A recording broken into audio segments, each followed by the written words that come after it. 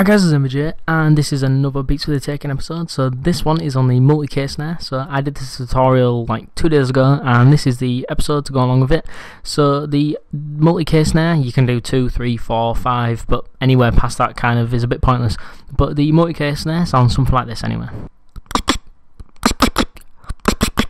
So you should get something like that. Yours might be a little bit cleaner, it might not be as clean, it depends. It can either go either way. It depends if you practice it quite a lot, like you're in with K normally, then your multi-K will be a little bit cleaner and stuff like that. So anyway, before I start the beats, actually I want to mention practice just doing like 2 and then 3 then 4. Like I mentioned that in the tutorial, but that's a definite, like a real big thing for actually being able to do the beats as well. So like just practicing 2 first instead of trying to do a beat and 2, it's kind of like, you know, you add into like the actual things you need to learn. So just try doing 2 normally, like just without doing anything with it, just no, just like that basically, and then do 3, then 4, etc. So the beats that I'm going to show you are only going to involve 2, but you can use 3 in some places. Like the first beat you could switch it out for 3, and like you can do 4, and you can like etc. You can scale it up if you want, but that means you have to do them faster and shit. So anyways, the first beat I'm going to show you is really simple. It might seem kind of hard to get the technique, but once you get it, it's a real nice beat. So I'll show you a little variation of it as well. So the first beat anyway is this.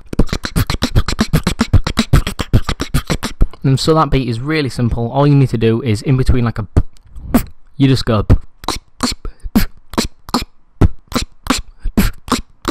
So that's a really simple beat. It seems kind of hard at first to like alternate the B and PF, but once you get like the double Ks in the middle, it makes it kind of easier. But then actually doing the Ks might seem hard, like off a PF snare and shit. But once you get it, it's really simple, and you'll just be able to just keep going and keep going. It's really simple. So another way to think of that as well is just use PF snares. Now that's how I learned it. So if you just use PF snares, it might sound something like this, and then you can change it to BPF, BPF, and then in Ks in the middle. So it'll sound something like this with just PF snares. And that's just adding the PFs either side rather than just B and then PF. So that's an alternate way, and that's how I actually learned it. So, and that's actually easier trying to do PF, KK, PF. It's much easier doing it like that. So I actually recommend trying to do it like that first, then doing the B, KK, PF one. So just try it like that first. So anyway, the second beat that I'm going to show you is, this kind of depends. Like I would suggest the second beat, actually this is kind of like a weird thing, you can actually make up your own beat for this one, but I'll also show you one that I like to use.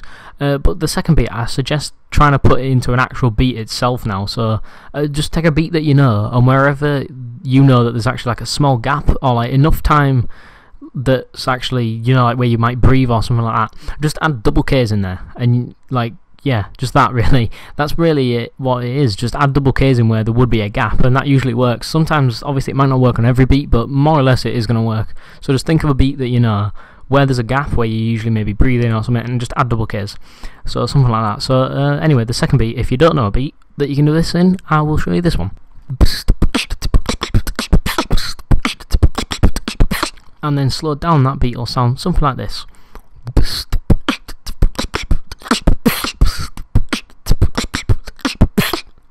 So do take a note that the peck snare in there doesn't have to be there. You can, it is a beat where you can actually just leave that out if you can't do it. That's totally fine. And then it's just like a little gap that you have where you would do the peck snare, but that doesn't matter if you can't do it. But I do suggest learning it because it is a really nice sound.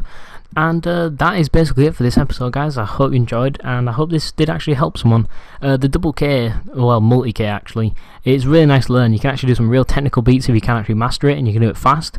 You can add it in like, not randomly, but like in like pretty precise places, and it sounds really nice. Like you hear Alan do it quite a lot as well. I know, well, I'm not sure, he doesn't really do it that much anymore, but he used to do it. He still does do it, but you know, it's really nice sound, so I actually suggest learning it.